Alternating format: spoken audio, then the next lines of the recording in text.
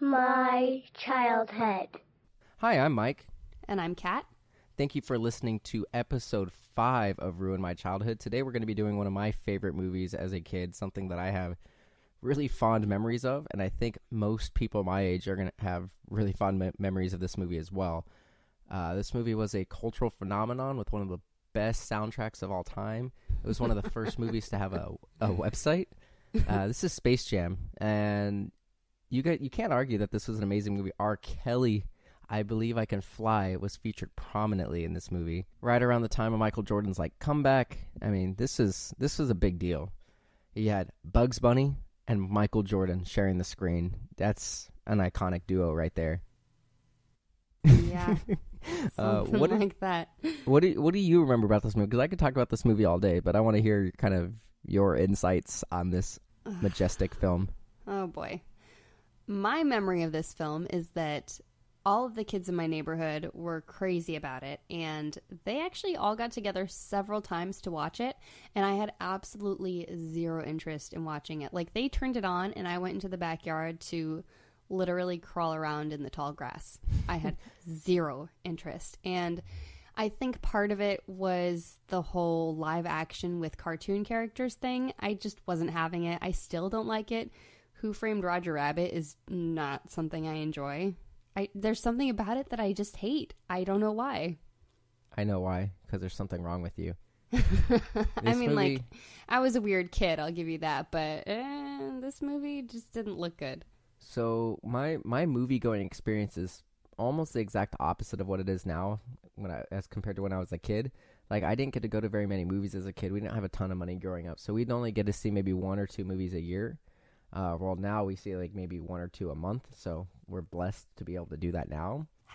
#blessed. But this was one of the few movies I saw that year. I actually did see this movie in theater, and I was very excited to see it, and I loved it. I had it on VHS, and I watched it all the time. So you're saying you were biased? Well, that's the whole point of this podcast, is to go and watch things that we liked as a kid and see if it stands up. I don't know why we ended up watching Homeward Bound if neither one of us really cared about it as a kid. Kind of went against what this podcast was about, but I remember watching this on VHS all the time. I remember liking Homeward Bound as a kid. I just didn't like the fact that the animals were talking, but just kind of sitting there. Whatever. But I remember watching this as a kid all the time. I remember even as a teenager, if it came on TV, I would stop and watch it. It had a lot of cameos. There was a lot of different, big movie stars that were in it briefly. You have Michael Jordan, but you have Bill Murray's in it, the guy who plays Newman. Bill Murray's in Seinfeld. a jerk. He is not a jerk, and how dare you? He is a jerk. He is kind of a jerk, but he's amazing. Yeah, there are a bunch of different celebrities are in this movie, and it's just I remember it being a really fun movie. Danny DeVito's the villain in the movie. Oh, see, I didn't know he was in it. Now you've Danny piqued my DeVito's interest. the voice of the villain, and I mean the premise of the movie makes no sense. It's basically in a nutshell what it is aliens who work at a theme park are seeing attendance going down, so they want a new attraction. And so somehow they pick up American basketball on through the space waves, and they decide oh man, Michael Jordan is the best. We're gonna try to abduct him, and kids can play one-on-one with him, and that's gonna be the new attraction. So they send these little aliens. You've crushed my interest in this film. Oh no, you don't even understand. It's great. It took you 10 seconds. This was in that era, so you see this online, and people talk about the nostalgia of how when we were kids, it's better than what kids are now. Violence in cartoons, we didn't have to be Everyone told thinks that, except for maybe adults in Russia. So, well, the thing is, you see, Looney Tunes, the way Looney Tunes recently came back on the air, but it's not like it used to be. It's not racist and violent. Not violent and racist. Yeah, I guess so.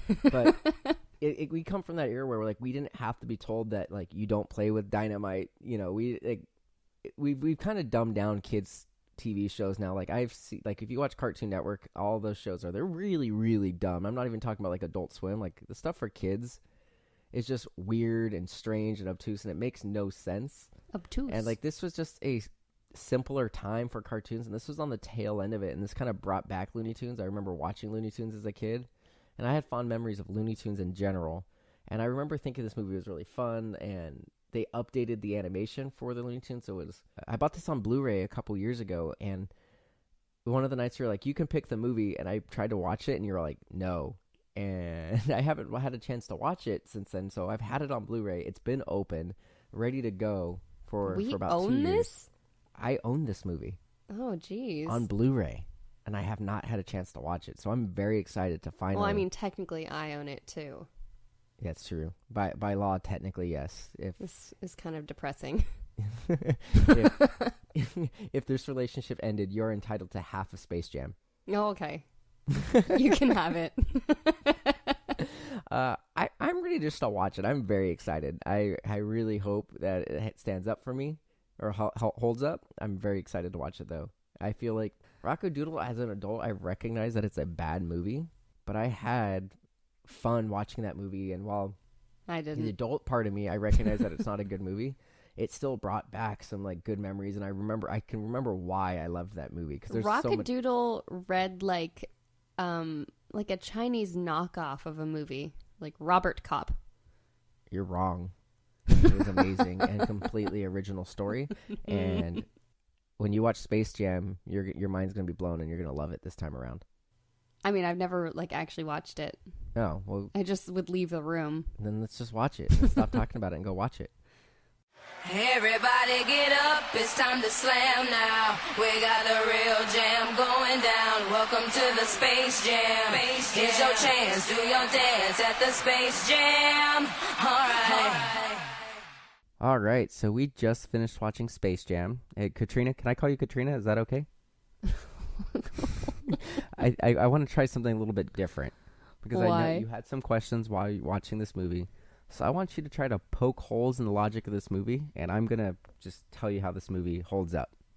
I mean, what logic was there in this movie? Well, this whole thing was completely bizarre. Well, tell me how it's bizarre and how it doesn't make sense, and I'll tell you how you're wrong. I don't like this format. I'm not awake enough for this.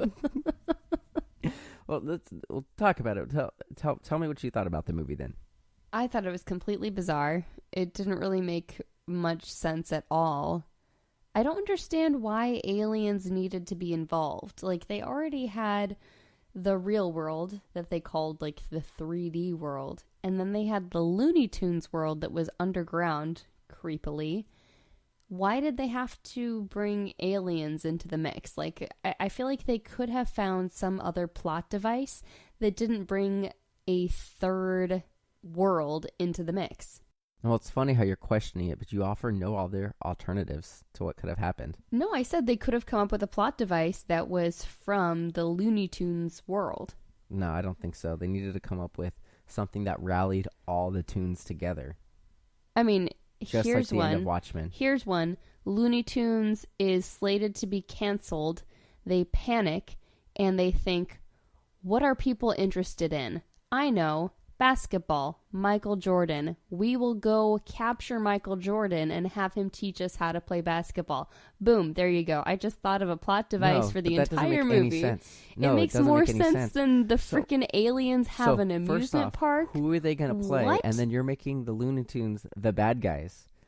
Who says they... I mean, like, honestly, there could be one Looney Tune that's a bad guy. But really, the bad guys here are the network executives. So it doesn't necessarily have to be the Looney Tunes that are bad guys. They could just go and, like, snatch Michael Jordan and be like, yo, we need you to save our livelihood, because if Looney Tunes gets canceled... Who the hell wrote this? I don't know. Somebody amazing. Probably a gentleman and a scholar. Well, it was probably a man. I'll give you that.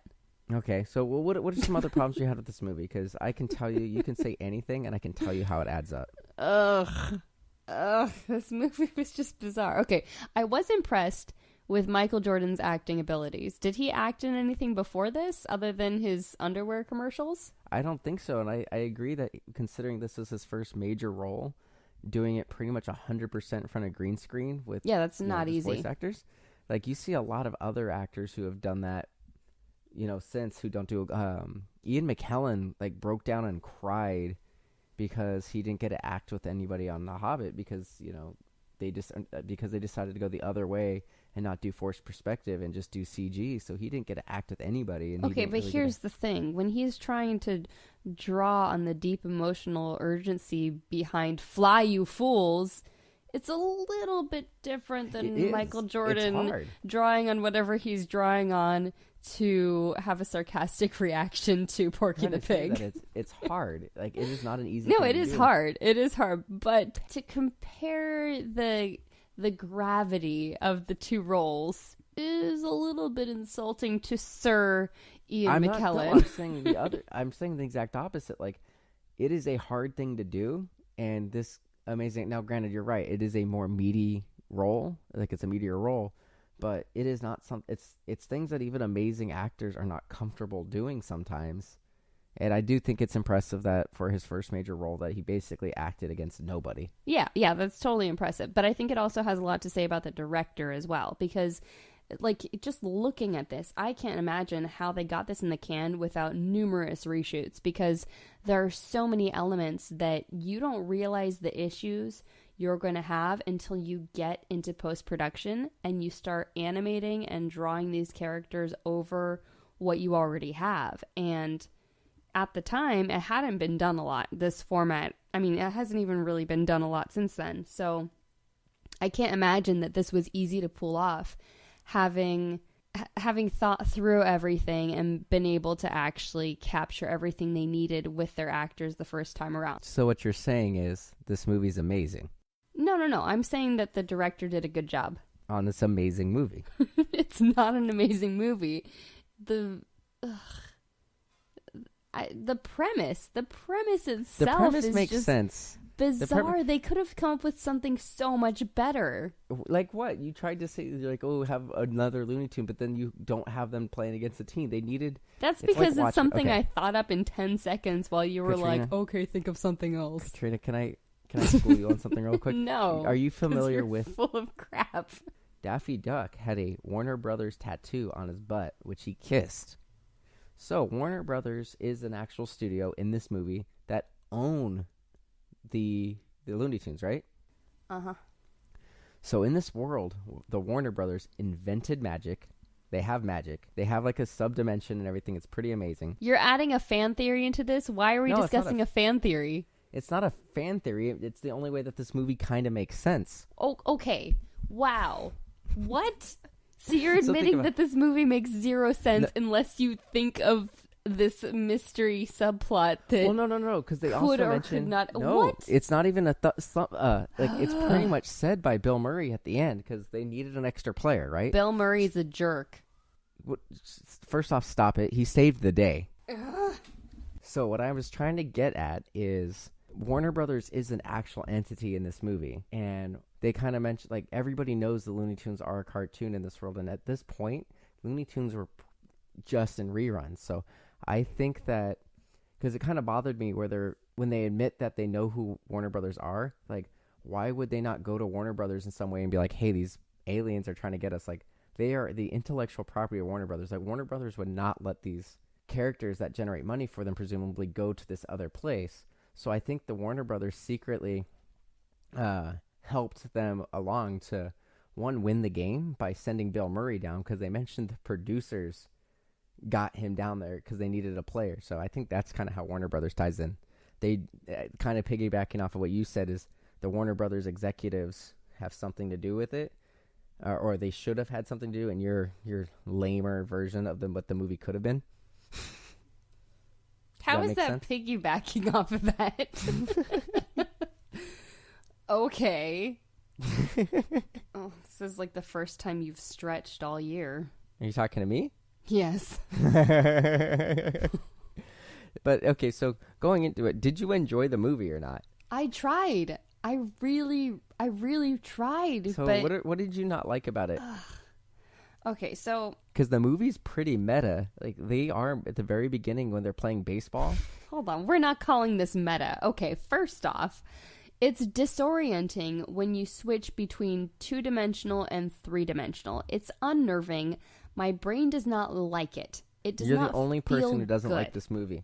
And you didn't like Who Framed Roger Rabbit. Everybody loves that movie. I'm not the only person who did not like this movie. I guarantee it. And I guarantee half of the people who used to like this movie, if they rewatched it, they'd be like, what is this crap? No, the storyline sucks. I don't think you're right. Shush. They're trying to make a sequel you to asked it me right a now. question and I'm trying to answer, so okay.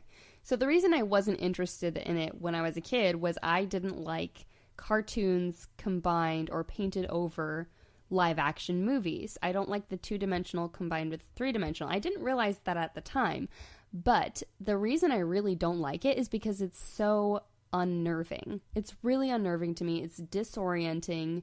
It just doesn't feel good in the way my brain functions, I guess. It's like I suck at algebra, but I'm pretty good at geometry. That kind of situation. Maybe it's just how I'm wired, but something about it just feels terrible to me when I look at it. I absolutely hate it. Yeah, so that's like the main thing that I really don't like. I mean, I thought also it was don't fun, like and I thought that they played with it well, though. I don't like it. It just doesn't feel good to me. It hurts my brain, and it throws me off. It's disorienting. It's something that does not need to be happening. They could have animated the characters in such a way that they look more 3-dimensional. They added some shadowing, a little bit more shadowing than the traditional Looney Tunes characters, but they didn't really make them look 3-dimensional, and something about that just like really screws with my brain. Another thing I didn't like, just like the storyline. I feel like they could have done so much, and it could have been so much more interesting and funny and clever if they had worked in like the honest reality of how brutal studios and executives have to be, like canceling. But this is for a kids. This is a kids movie, though. But everyone knows the Looney Tunes. Adults, kids, everyone knows the Looney Tunes. And I think that theme, the brutality of canceling the Looney Tunes, and this is just from like my made up in 10 seconds plot line that could have been this movie. Everyone recognizes how awful and earth-shattering that would be if they just, axed the Looney Tunes and they had to come through and be their own heroes, and they choose Michael Jordan as their savior. So I don't understand the whole alien element. But they've already been canceled. Like at this point in time in 1996, they were just airing reruns. Yeah, from but 30 years I mean, prior. like they pull them entirely, like just completely get rid of Looney Tunes. I don't like that. But to talk about like what you mentioned with like the 2D, 3D, I thought they played with it pretty well, like integrating some funny cartoons physics with the people. Like they turn Michael Jordan into a basketball and then he's fine. They flatten Wayne Knight and then they inflate him. And he has like these power when he is in the cartoon world, he can stretch his arm, half the length of a basketball field. Like I do think it's interesting how they did play with the 2D cartoon physics with the real world, and then also when the cartoon characters come to the real world, like they're tunneling through the lawn and they mess up his yard. Pop up through the floor and they're in his house. What? Cartoons, they have magic powers. I'm very uncomfortable with that. So I've always thought you were pretty progressive, but I guess not. This is not progressive. It's not even that they have magic powers. It's just like it's called absurdist comedy. So, you know what I thought was kind of interesting? The absurdism of being able to have an anvil flatten you and you peel up like a piece of paper and reinflate and are not dead. So, I do understand. Like, I've got a few notes on here and things that don't really make sense. I'm just messing with you a little bit. But there are certain things as an adult that I did like a little bit that I didn't really notice as a kid because, you're a kid and some of these things go over your head. But the very beginning of the movie is pretty meta in that Michael Jordan was not a good baseball player. And in the very beginning, like the only reason he was able to do that was because he was Michael Jordan. He's the greatest athlete of all time. Some people will say it's now LeBron James. But up until that point, like he is considered, even now, people still kind of bash LeBron James and say, no, Michael Jordan is the greatest athlete of all time. So that's why he was able to do what he was able to do and go play baseball, even though he had no business doing that. And at the very beginning, before he's even at bat, like the coaches are like, man, he looks good in that uniform. You can't teach that. Like they're just trying to find an excuse for him to be there. And then while he's at the plate, the catcher is telling him what the pitches are going to be because he wants him to do well. Like everybody wants Michael Jordan to do well at baseball, even though he had no business being there. And I think it's interesting that they poked fun at that, that soon after it happened. Like, Michael Jordan is not the best guy. He doesn't get along with everyone. He's kind of a jerk. He holds grudges and everything. And I do think it's interesting that in this particular case, he was able to kind of poke fun at himself and let them make fun of him for this. So that's something as an adult I did appreciate a lot, that little meta aspect at the beginning. And then the subplot I kind of forgot about was the whole part with the basketball players going through all their psychological evaluations and their physical evaluations, and all the other basketball players who like didn't get their talent stolen were like concerned about like microbes and germs, like there was some sort of sickness targeting only basketball players. Like, I did think as an adult that was kind of funny. I thought that was freaking ridiculous how like something happens across the country and all these dudes, like, where did they get gas masks for one, and why are they so concerned all of a sudden? Like, how do they think that this is transmissible? Like, why do they think that they would get it? Well, it happened to 5 basketball players on different teams. Like, they weren't all at that game. Like, it didn't show those monsters going and getting all 5 of them. Like, those guys are on different teams, so it would have been in different places. It does make sense that they would be concerned. Cause where do they get the gas masks? it didn't really make sense that the Looney Tunes could come and go as they please, and that there's this world that people can just get to, and it didn't make sense that they're reliving. So the thing is, like, they still maintained their behaviors, like their animosity to certain characters. Like, Sylvester still wanted Tweety, Wile E. Coyote still wanted the Roadrunner kind of thing, and it's weird that they, on a repeat, that they were doing the same things, like presumably being interrupted in the process of doing something they've already done. Like, why would they do that? It doesn't really make sense, because they do feel pain, but they heal really quickly, I guess. So that was something I thought was kind of dumb. I did think it was kind of, it didn't make sense if Warner Brothers is a thing, how they'd be totally cool with the amusement park taking their characters. I did think that some of the other basketball players were funny, and I do think it's interesting that even in the 90s, everybody knew Michael Jordan was the best player. Like, all these other all these other basketball players were willing to just be like in a movie that just blows smoke up Michael Jordan's butt and just tell them like how amazing he is. Right. Well, no, because I feel like this entire film was just a PR vehicle. And maybe their managers presented it to them as a bigger opportunity than maybe it really was. Possibly. I mean, this movie, so I think... This entire movie catapulted him back into his basketball comeback. Well, so he came back for a season, and then I think he did this... And then he did really well the season right after. Like, he got really, really good again. Because he thrives on attention and approval. But other than that, like, it didn't really make sense how, by the end, like, they had to get Bill Murray in to have enough players to play. Like, how did these cartoon characters get injured enough where they couldn't play? Like, there's points where, like, Sylvester got his stomach shot out, and then he was able to come back, like, healed instantly. Yosemite Sam was, like, disintegrated. And he was, like, running around with guns on the court. Yeah, Yosemite Sam was disintegrated like the first 20 minutes of the movie, and then he's back. Like, I don't understand why they weren't able to keep playing. So I'll give you that some of these didn't make sense. I did like how the psychic knew what was going on. So, like, this world postulates that psychics are in fact real, and like their powers are real, that there are aliens, and that there's like a pocket dimension that Warner Brothers owns. Why do they need all these extra weird subplots? Because it's great. Well, and after this, like, how many cholas got Tweety Bird tattooed on their shoulder? A lot. At least where I grew up. So, honestly, the whole thing just felt cheap to me. Like, they took the first script, they didn't bother rewriting it, and then they just decided to capitalize and went with it the way it was. The thing is, you gotta keep in mind, and this is something that they've already announced Space Jam 2 with LeBron James, but everyone's like, well, he's kind of on his way out. He's getting too old. Like they didn't have a ton of time to do these. Like, they did it between seasons, and basketball is a long sport. Like, it's a long season. Like, it goes from, I don't know the exact time frame, but it's like when you get to, like, so they don't LeBron James is looking like his career needs a little boost. Yeah, I guess. Space Jam 2. It's all just a PR vehicle. Well, which is disappointing because, like, I don't mind a PR vehicle if you get quality entertainment out of it, but they fell short with the storyline. You know, there's not a lot of time. Like, they've got less time than they normally had to develop Space Jam the movie. 2, if Space Jam 2's storyline sucks as much as this one, they have no excuse because they've been working on that for a long time. They don't have, like, they didn't have as much time.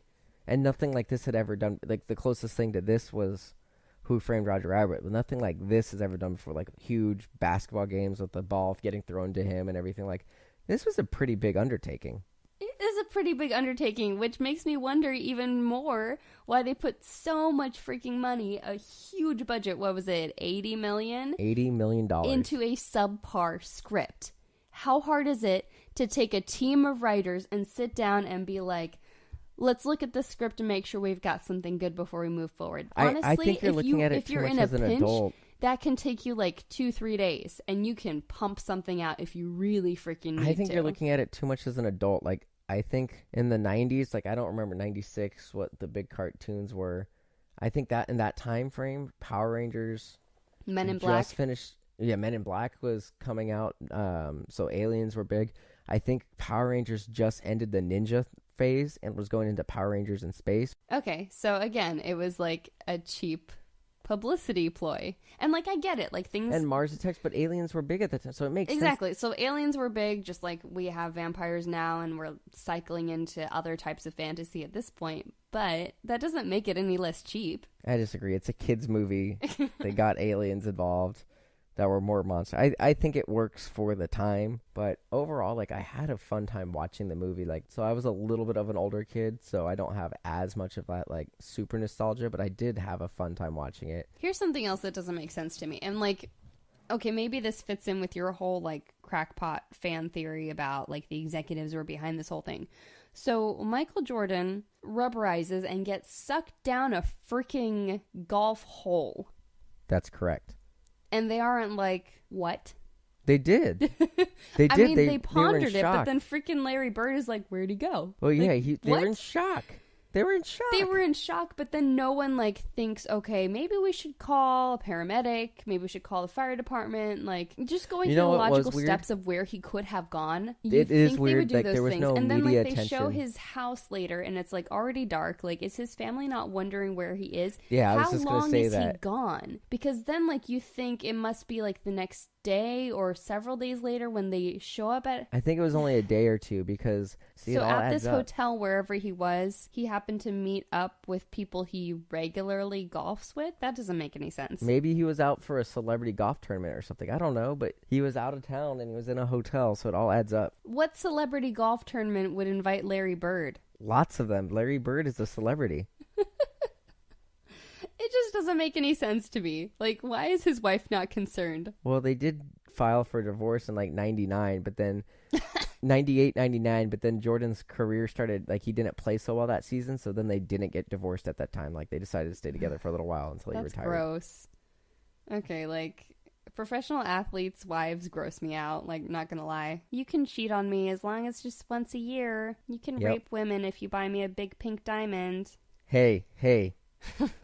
That was number 8, Kobe. Number 24 is an amazing athlete with an impeccable work ethic. I stole Still that a from, rapist. I stole that from Daniel Tosh. That's not my joke.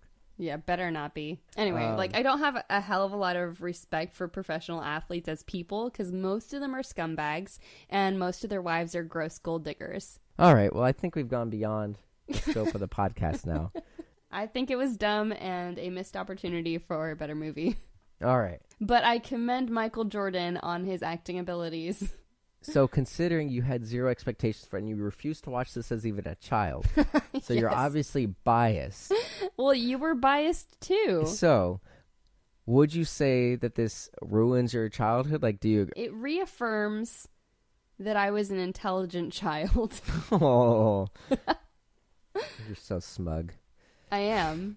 But So, you know what? I don't would say care. for me, I do recognize that there are things that don't make sense, but I do think this was a product of its time. I do think Did it it was ruin anything for you? I don't think it ruins it, my childhood. I can see why I liked it as a kid. There was a lot of things I still found funny. There was a lot of things I was still quoting. Do you There was wish you things- hadn't examined it more closely? No, there were certain things as an adult that I did like better. Like, I liked the real world part better. It was significantly better than most of the time when they put professional athletes on camera. Do I think it's a product of its time? Absolutely. Would you watch it again on a regular basis? Not on a regular basis. Like, I've had it on Blu-ray for like 2 years, but I would not. If friends came over and we had a couple drinks, like, oh, let's watch Space Jam, I would totally do it. Ugh. I would watch this movie again. Am I going to watch it, again this year? Probably not, but I could totally watch this movie again. So I would say it does not ruin my childhood. Do I like it as much as I did as a kid? No, but I can see why I liked it as a kid, and there are things that I still see value with this movie. Like, I do think it holds some value, so I would say that this does not ruin my childhood going back to this one. Well, there you go. So what are we doing next week? Adventures of Pete and Pete was one of those, it was a Nickelodeon show, right? And Yeah, it I believe was so. completely bizarre. It was super disjointed, and it had really funny characters that I still remember things that they said and did to this day, like the mom with the metal plate in her head and the strongest man in the world, and The kid dancing tattoo. the kid who had a tattoo on his forearm of a flamenco dancer. So it had all these weird things, but it's really foggy in my memory. I remember really liking it, but I also remember it being really weird. So See, I never think really it's watched something it as that a I kid. could still definitely like. I never really watched it as a kid. I remember like Pit Stain, and that's about it. So I'm willing to watch that. I think that'll be fun. I don't really remember it, so I'm not gonna have expectations. So I'm thinking it's going to be weird and pleasurable. all right, so that's episode 5. Katrina, where can they follow you and find you and all that jam? I'm on all social media at Katrina Ossity, and especially YouTube. Go check it out. If you Google toothbrush bracelets, that's me. Excellent. So you can check out the podcast and everything that is MDXpods. Of course, we've got our other podcast, Remake Rewind, where that one's doing really well. So thank you everyone who's been listening to that. You can check us out on MDXpods.com. We're on Facebook.com/MDXpods, Twitter and Instagram at MDXpods.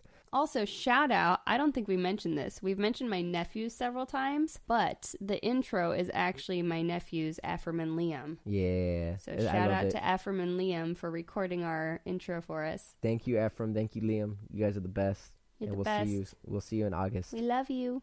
If you like what you've heard from this podcast so far, or if you like anything you've heard on Remake Rewind, please support us and help us out. We would like to get some better equipment so we can actually record in the same room. So Katrina and I live together, but we have to record in different rooms because our microphones pick each other up. So we would like to get some nicer microphones that won't do that. Please help us out at patreon.com/MDXpods. Help us. And other than that, I've got nothing. Thank you guys for listening. Thanks.